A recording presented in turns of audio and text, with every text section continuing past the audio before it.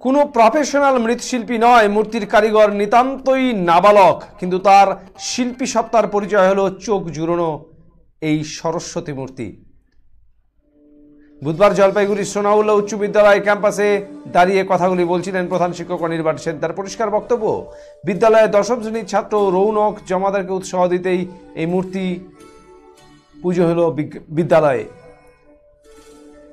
এই ছাত্র যাতে আরো ভালো করতে পারে সেদিকে নজর রাখবে বিদ্যালয়। বয়স তখন মাত্র 8 বছর। খেলার ছলেই মাটি দিয়ে মূর্তি তৈরি করত রৌনক। কখনো কৃষ্ণ মূর্তি, আবার কখনো গণেশের মূর্তি, এইভাবে বিভিন্ন দেবদেবীর মূর্তি তৈরি করেছে সে। তার তৈরি মূর্তি পূজিতা হলেন এই বিদ্যালয়।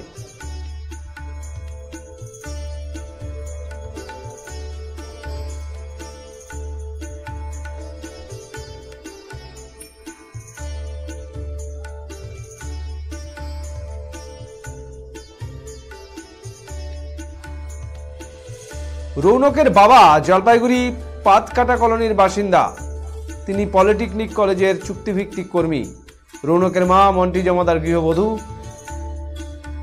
রৌনকের যে প্রতিভা রয়েছে এ কথা স্কুল কর্তৃপক্ষ আগেই জানতে পারে। গত বছর ডিসেম্বর মাসে জলপাইগুড়িতে সুনীতিবালা সদর বিদ্যালয়ে বালিকা বিদ্যালয়ে হয়ে যাওয়া কলা উৎসবের ইন্ডিজেনিয়াস টয়েস অ্যান্ড গেমস বিভাগে 3 ঘন্টায় মাটি দিয়ে ছোট কৃষ্ণ মূর্তি তৈরি করার পরে এই উৎসবে সে প্রথম হয়।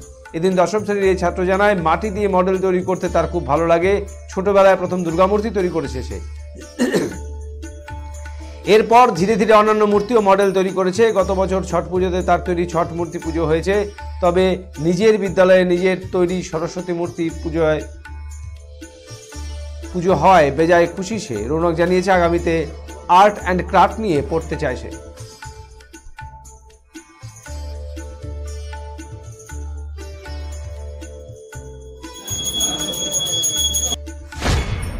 ক্লাস 3 থেকে বানানো শুরু করি, যখন আমি 8 বছরের ছিলাম। 8 বছর ছিল। এখনো পর্যন্ত কতগুলো মূর্তি? প্রায় অনেকগুলোই বানাইছি, সব পুজোতে 1-2টো করে। কি বানিয়েছো? সরস্বতী, লক্ষ্মী, গণেশ, কৃষ্ণ, রাধা ইত্যাদি। কি কি লেগেছে এগুলো মূর্তি তৈরি করতে? এরকম প্রায় সব জিনিস আমি তো সাত ছাড়া বানাই, সাত ছাড়া সব জিনিসই লেগেছে প্রায়। শাড়ি, মাটি, রং, তুলি ইত্যাদি।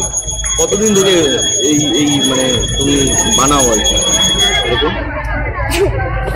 এটা মানে ছোটবেলার থেকে? হ্যাঁ, ক্লাস ও ছোটবেলা থেকে মাটির পুতুল দিয়ে নিজে নিজে বানায়, তো একদম ছোটবেলা থেকে। আর ও হচ্ছে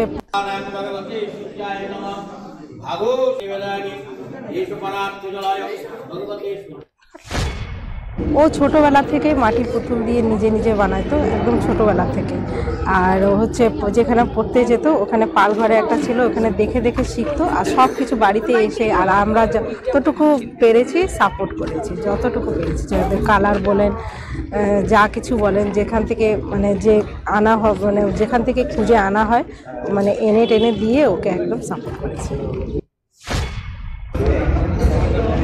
ওর মধ্যে যে একটা প্রতিভা আছে আমরা শিক্ষকরা আগেই লক্ষ্য করেছিলাম, এবং গত বছর আমাদের এক্সিবিশনে একটা মাটির প্রতিমা তৈরি করেছিল। আমরা ওর প্রতিমাতে মোহিত হয়ে গেছিলাম। এবারে সারা দেশব্যাপী যে কলা উৎসব অনুষ্ঠিত হয়, সেই কলা উৎসবে আমাদের স্কুল থেকে ও প্রতিনিধিত্ব করে এবং জেলাতে প্রথম পুরস্কার পায়।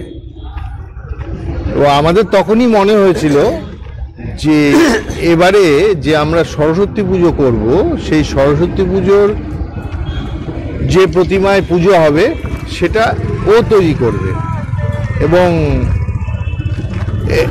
সেই প্রতিমাটি আমরা পুজো করব, এবং এর ফলে ওর মধ্যে যে প্রতিভা লুকিয়ে আছে সেটা স্ফুরণ ঘটবে।